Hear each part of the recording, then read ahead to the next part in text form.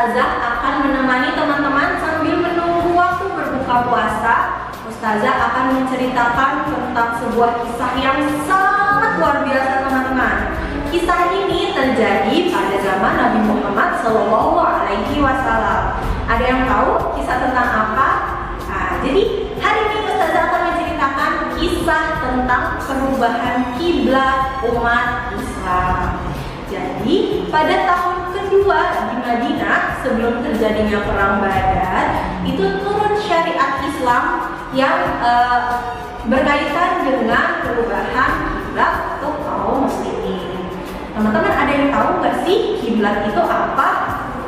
Jadi kiblat itu merupakan arah yang dituju ketika kaum muslimin sedang melaksanakan sholat. Jadi pertama kali kaum muslimin itu diperintahkan untuk melaksanakan sholat mengarah ke kiblat, yaitu ke Baitul Maqdis yang terletak di Palestina. Jadi Baitul Maqdis atau yang mungkin lebih dikenal dengan Masjidil Aqsa yang terletak di Palestina itu merupakan salah satu bangunan yang dianggap suci oleh umat Islam. Jadi ada 3 teman-teman bangunan yang dianggap suci oleh umat Islam. Yang pertama ada Masjidil Aqsa di Palestina, yang kedua ada Masjidil Haram di kota Makkah, dan yang ketiga ada Masjid Nabawi di kota Madinah. Nah, Ka'bah yang mungkin sekarang teman-teman sudah tahu ya tentang Ka'bah itu dibangun oleh Nabi Ibrahim alaihissalam dan juga Nabi Ismail alaihissalam di tengah-tengah Masjidil Haram di kota Makkah, teman-teman. Nah, ini yang menjadikan salah satu alasan mengapa Nabi Muhammad itu sangat mencintai Ka'bah, teman-teman.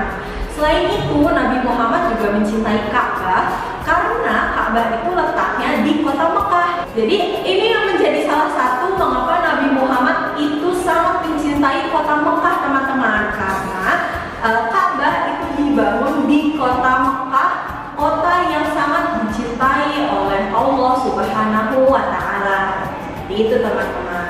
Nah, jadi awalnya ketika umat Islam itu diperintahkan untuk sholat menghadap ke arah kiblat di Baitul Maqdis, jadi Nabi Muhammad mencari tempat nih, teman-teman, di kota Makkah yang sekiranya itu bisa dilaksanakan sholat mengarah ke Baitul Maqdis dan juga ke arah Ka'bah. Nah, hal inilah yang dilakukan Nabi Muhammad selama Nabi Muhammad di kota Makkah. Mengapa? Karena Baitul Maqdis dan juga Ka'bah itu berada di satu garis lurus, teman-teman. Jadi Nabi Muhammad tidak ingin sholat membelakangi Ka'bah. Sampai suatu ketika Nabi Muhammad harus hijrah ke kota Madinah, Nabi Muhammad itu sangat sedih, teman-teman. Kenapa?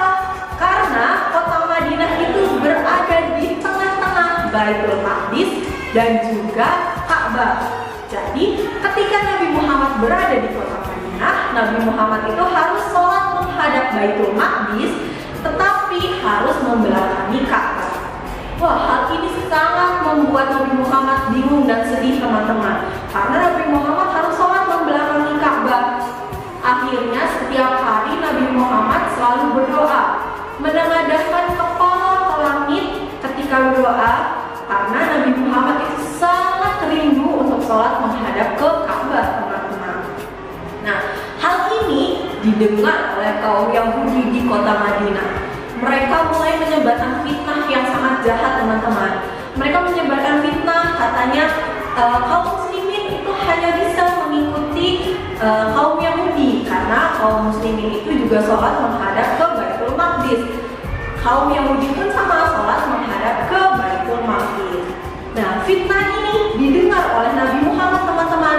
Nabi Muhammad makin sedih, teman-teman, mendengar fitnah ini. Akhirnya Nabi Muhammad berdoa lagi kepada Allah, meminta kepada Allah agar kiblat untuk kaum muslimin itu dibedakan dengan kiblat dengan kaum Yahudi. Kalau misalnya kaum Yahudi itu sholat menghadap ke arah Baitul Maqdis, Nabi Muhammad itu meminta kepada Allah agar kiblat untuk kaum muslimin itu diubah ke Ka'bah. Akhirnya setelah 17 bulan Nabi Muhammad dengan setia selalu berdoa meminta kepada Allah, akhirnya Allah mendengar doa yang dipanjatkan oleh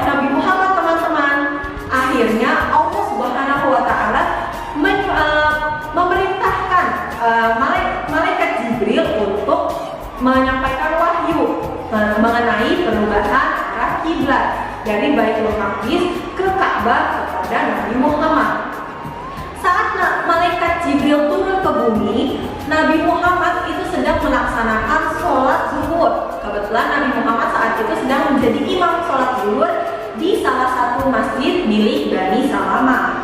Nah, ketika Nabi Muhammad mendengar wahyu yang diberikan oleh Allah melewati malaikat Jibril, saat itu ketika Nabi Muhammad sedang melaksanakan sholat zuhur, akhirnya Nabi Muhammad memutuskan untuk merubah arah kiblatnya. Yang awalnya 2 rakaat pertama Nabi Muhammad itu sholat mengarah ke Baitul Maqdis, lalu 2 rakaat terakhir Nabi Muhammad itu sholat mengarah ke Ka'bah.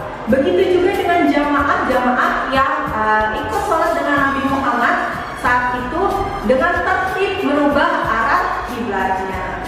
Nah, setelah mendengar hal itu, kaum Yahudi saat itu menyebarkan fitnah lagi, teman-teman.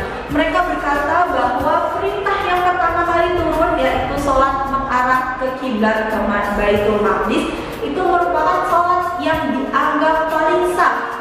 Jadi maksud mereka itu ketika perubahan kiblat, maka itu sholatnya dianggap tidak sah. Fitnah ini membuat beberapa kaum muslimin yang imannya masih lemah itu mulai ragu terhadap Nabi Muhammad, teman-teman. Mereka jadi meragukan apakah benar bahwa arah kiblat kaum muslimin itu dirubah ke Ka'bah gitu. Jadi mereka meragukan nih kaum muslimin yang imannya lemah, meragukan perintah dari Allah Subhanahu wa taala dan juga meragukan Nabi Muhammad.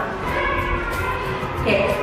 Akhirnya Allah Subhanahu wa taala menurunkan firman Quran surat Al-Baqarah ayat 143. Dalam ayat tersebut itu berbunyi bahwa Allah Subhanahu wa taala merubah arah kiblat itu ingin melihat siapa saja yang mengikuti perintah dari Rasul atau Nabi Muhammad dan siapa saja yang membelot atau tidak mengikuti Nabi Muhammad SAW.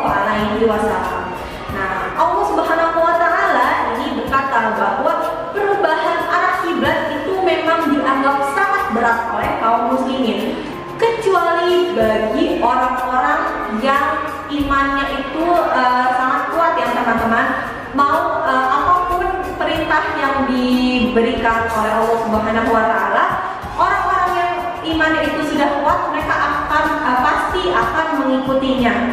Nah, akhirnya kaum muslimin yang awalnya imannya itu masih lemah, masih meragukan Nabi Muhammad, akhirnya mereka mulai percaya dan mengikuti Nabi Muhammad untuk sholat ke arah Ka'bah. Nah, jadi ada 2 hikmah, teman-teman, yang bisa kita ambil dari cerita ini, bahwa yang pertama itu adalah perubahan kiblat dari Baitul Maqdis ke Ka'bah. Itu merupakan ujian keimanan bagi umat Islam.